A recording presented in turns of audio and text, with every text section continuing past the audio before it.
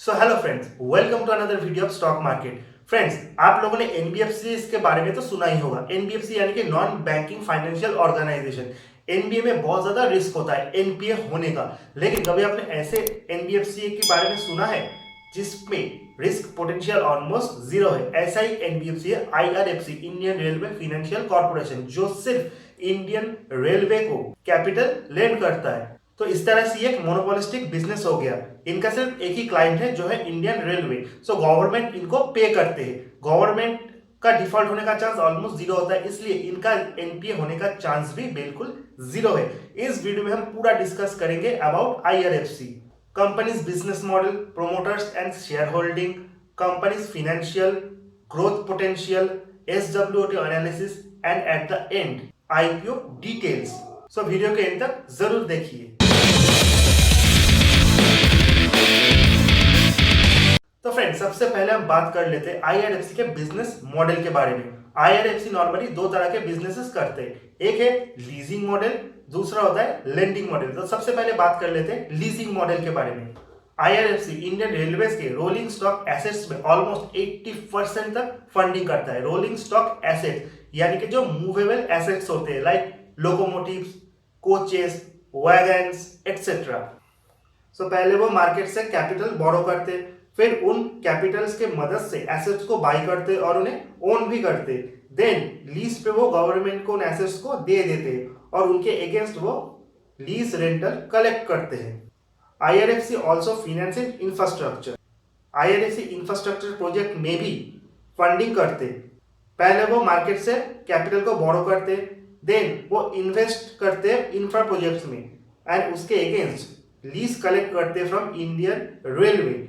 Lease जो period होता है वो 15 से 30 इयर्स तक होता है। उसमें फर्स्ट 15 इयर्स जो होते हैं वो प्राइमरी पीरियड होता है, जिसमें IRFC principal and interest collect करते हैं from Indian railway. And next 15 year जो होता है वो होता है सेकेंडरी पीरियड, जिसमें आईआरएफसी लीज रेंटल कलेक्ट करते एंड 30 साल के बाद यानी कि at the end of 30 years सारे एसेट्स को इंडियन रेलवेज को बेच देते वेरी नॉमिनल प्राइस पे। और इसके अगेंस्ट पे जो नेट इंटरेस्ट मार्जिन है वो 0.35 से 0.4 पैसा ही वो चार्ज करते हैं। यानी कि मार्केट से जिस रेट पे वो बोरो करते उसके साथ अपना मार्जिन ऐड करने के बाद वो इंडियन रेलवेज को चार्ज करते। अब जान लेते हैं उनके लेंडिंग मॉडल के बारे में। लीजिंग के साथ साथ आईआरएफसी लेंडिंग भी करता है to Indian railway subsidiaries like RVNL, Concor railways, RailTel, पीफावॉक एक्सेट्रा। इंडियन रेलवेज को इन सारी सब्सिडरीज को भी ये लेंड करते हैं, जहां पे उनका नेट इंटरेस्ट मार्जिन है वो थोड़ा ज्यादा होता है 1.5%। अब जान लेते हाउ आईआरएफसी बोरो। सो उनके वेबसाइट से जो चार्ट मिला है वो 2017 के ऊपर बेस्ड है, जहां पे 32% जो वो बोरो करते हैं वो होता है टैक्सेबल बॉन्ड से और 27.5% जो है वो है टैक्स फ्री बॉन्ड के थ्रू। सो मैक्सिमम जो वो बोरो करते हैं वो taxable bonds and tax free bonds के ऊपर ही बेस्ड है। उसी के साथ साथ short term loans, external commercial borrowing, institutional financing, equity and fees reserves, long term rupee loan and different tax liability. अब जान लेते हैं आईआरएफसी के promoters and share holding patterns के बारे में। आईआरएफसी 1986 में स्टार्ट हुआ था, जिसका हेडक्वार्टर है दिल्ली में। अभी तो गवर्नमेंट ऑफ इंडिया यानी कि इंडियन रेलवे इसका 100% प्रोमोटर है, लेकिन आफ्टर द आईपीओ 13.6% जो स्टेक है वो पब्लिक के हाथ पे चला जाएगा और गवर्नमेंट के पास 86.4% स्टेक ही रह जाएगा। अब जान लेते हैं सबसे इंपॉर्टेंट चीज के बारे में, आईआरएफसी का फाइनेंशियल्स के बारे में। सो इस चार्ट में 2018 से लेके 2020 तक आईआरएफसी के रेवेन्यू एंड प्रॉफिट का चार्ट है, जहां पे हम देख रहे हैं 2018 में 9000 करोड़ जो था वो टोटल रेवेन्यू था, वो 2019 में ऑलमोस्ट 11000 करोड़ हो गया और 2020 में 13000 करोड़ के भी पार हो गया। Revenue growth almost 20% in 2019 comparing to 2018 और 2019 से 2020 के बीच रेवेन्यू ग्रोथ जो है वो 22% है। वही अगर नेट प्रॉफिट को देख ले तो 2018 में 2000 करोड़ नेट प्रॉफिट था, जो कि 2019 में 2139.93 करोड़ हो गया और 2020 में 3100 92 करोड़ हो गया।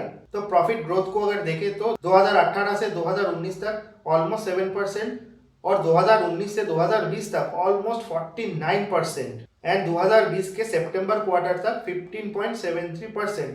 यानी कि revenue growth and profit growth को देखा जाए तो आईआरएफसी का परफॉर्मेंस बहुत ही अच्छा माना जाएगा। वही अगर प्रॉफिट मार्जिन को देखें तो ईयर ऑन ईयर ग्रोथ भी बहुत ही अच्छा है, ऑलमोस्ट 20% के ऊपर। वही रिटर्न ऑन नेटवर्थ को देखें तो उसमें भी अच्छा जंप है 2019 से 2020 तक। अब जान लेते हैं वैल्यूएशंस के ऊपर। कंपनी का जो पीबी रेशियो है वो 2019 और 2020 के बीच 1% के आसपास है, यानी कि कंपनी का valuation according to PB ratio is good.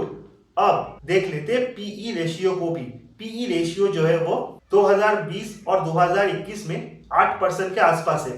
10% के नीचे वाले किसी भी पीवी रेशियो वाले कंपनी को हम अच्छा मानते हैं, और ये एनबीएफसी है। नॉर्मली इसका कोई कॉम्पिटिटर तो नहीं है, तो हम कॉम्पिटिटर्स के साथ इसका कंपैरिजन तो नहीं कर सकते, लेकिन मार्केट में जो भी और भी फाइनेंशियल ऑर्गेनाइजेशन है और दूसरे तरह के एनबीएफसी है, उनके जो पी रेशियो होते हैं वो बहुत ही एक्सपेंसिव होता है, लेकिन आईआरएफसी का पी रेशियो बहुत ही कम है, यानी कि कंपनी का वैल्यूएशन बहुत ही अच्छा माना जाएगा। अब हम जान लेते हैं ग्रोथ स्टोरी के ऊपर। नॉर्मली आईआरएफसी का जो बिजनेस है वो एक मोनोपोलिस्टिक बिजनेस है, यानी कि उनका एक ही क्लाइंट है, वो है Indian railway. Indian railway in future जितना ज्यादा स्पेंड करेगा उतना ज्यादा आईआरएफसी से वो फंड को बोरो करेगा, यानी कि आईआरएफसी का इंटरेस्ट से इनकम भी उतना ही बढ़ेगा। तो कौन कौन से चीजों के ऊपर इंडियन रेलवे इन फ्यूचर्स मनी स्पेंड कर सकता है उसको भी हम जान लेते हैं। तो सबसे पहला नंबर आता है इंक्रीजेस नंबर ऑफ वैगन, यानी कि इन फ्यूचर गुड्स को ट्रांसपोर्ट करने के लिए इंडियन रेलवे को बहुत सारा वैगन को बाई करना पड़ेगा, यानी कि रोलिंग स्टॉक्स एसेट्स को। Increases number of coaches for public transportation, number of coaches को भी और भी बनाना पड़ेगा, उसके लिए भी बहुत ज्यादा फंडिंग का जरूरत इंडियन रेलवे को पड़ेगा। सेफ्टी एक्सपेंसेस, सेफ्टी के ऊपर आजकल इंडियन रेलवे बहुत ज्यादा स्पेंड कर रहा है, और in upcoming future Indian railway safety के ऊपर बहुत ज्यादा स्पेंड करने वाला है। High speed railway expansion project, Indian railway अभी हाई स्पीड ट्रांसपोर्टेशन के ऊपर बहुत ज्यादा जोर दे रहा है, इसके ऊपर भी इन फ्यूचर को बहुत ज्यादा स्पेंडिंग करेंगे। इंक्रीज इन रोलिंग स्टॉक, सारे टाइप के रोलिंग स्टॉक को भी बढ़ाने के लिए इंडियन रेलवे इन फ्यूचर बहुत ज्यादा स्पेंडिंग करने वाले हैं। स्पेंडिंग ऑन लोकोमोटिव्स, इंडिया में ऐसे बहुत जगह है जहां पे इलेक्ट्रिसिटी इंजन नहीं चलते, तो इन फ्यूचर यानी कि इन फ्यूचर डीजल इंजन को इलेक्ट्रिक इंजन में कन्वर्ट करने के लिए भी इंडियन रेलवे बहुत ज्यादा कैपिटल जो है वो स्पेंड करने वाला है, जिसका सीधा सीधा फायदा आईआरएफसी को ही होगा। लास्ट में सबसे इंपॉर्टेंट जो दो चीजें वो है स्टेशन डेवलपमेंट। आजकल के टाइम पे इंडियन रेलवे स्टेशन को डेवलप करने के लिए बहुत ज्यादा स्पेंड कर रहा है। अंडरग्राउंड सबवेज हो या फिर ऑटोमेटिक एस्केलेटर्स हो, लिफ्ट हो और फ्री वाईफाई, ये सारी जो चीजें इनके लिए भी इंडियन रेलवे इन फ्यूचर बहुत ज्यादा स्पेंड करेगा, जिसका सीधा फायदा आईआरएफसी को ही होगा। और लास्ट में expansion of railway tracks, India में ऐसे बहुत सारे जगह है जहां पे रेलवे ट्रैक्स अभी भी मौजूद नहीं है, तो इंडिया के सारे जगह पे रेलवे को एक्सपेंड करने के लिए भी आईआरएफसी बहुत ज्यादा फंडिंग करने वाला है। अब इस चार्ट के थ्रू भी आईआरएफसी के ग्रोथ स्टोरी को समझ लेते हैं। अगर इंडियन रेलवे का कैपिटल आउटले को देखें तो 2016 से लेकर 2021 तक बहुत ज्यादा इंक्रीज हुआ है, जहां पे 2016 पे 935 करोड़ था, वही 2021 में 1610 करोड़ आया है। वहीं पे आईआरएफसी का जो फंडिंग है उनमें भी बहुत ज्यादा इंक्रीमेंट आया है। 2016 में 141 करोड़ था, 2021 में 300 करोड़ है। हालांकि 2020 में 334 करोड़ था, लेकिन कोरोना के कारण सभी के बिजनेस में ही थोड़ा बहुत इफेक्ट आया है। अब जान लेते हैं strength, weakness, opportunities and threats के बारे में।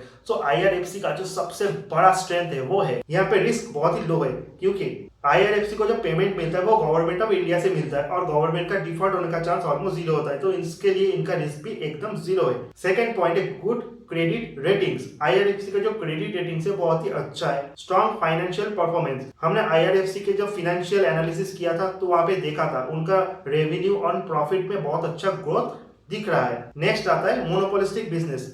आईआरएफसी का एक ही क्लाइंट है, वो है इंडियन रेलवे। जब भी इंडियन रेलवे को कैपिटल का जरूरत पड़ता है अगेंस्ट इंटरेस्ट, तो वो आईआरएफसी के थ्रू ही वो लेगा।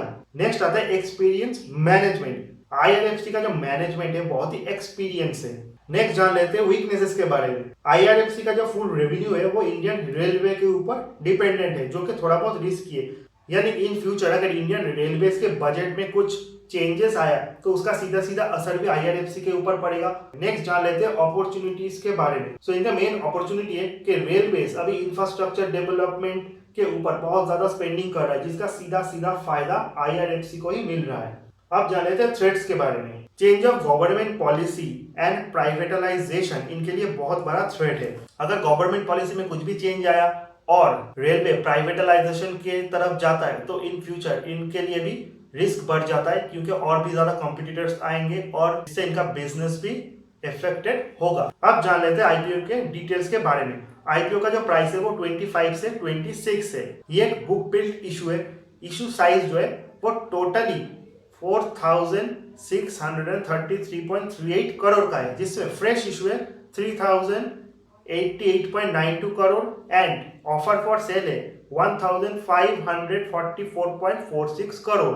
ऑफर फॉर सेल के थ्रू गवर्नमेंट अपना हिस्सा बेच रहा है, यानी कि 1,544.46 करोड़ जो है वो सीधा सीधा गवर्नमेंट को मिलेगा। Now, IPO open date January 18, 2021. IPO closing date January 20, 2021. Basis of allotment date January 25, 2021. Initiation of refunds January 27, 2021. Credit of share to Demat account January 28, 2021. IPO listing date January 29, 2021.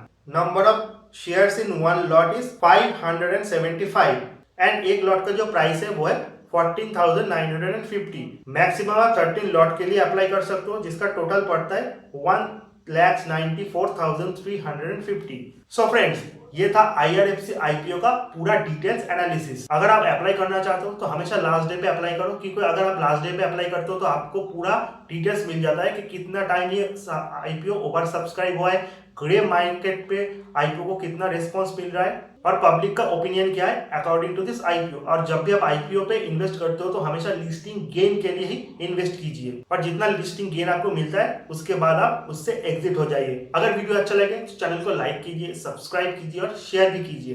मिलते हैं अगले नेक्स्ट वीडियो में, तब तक के लिए good bye.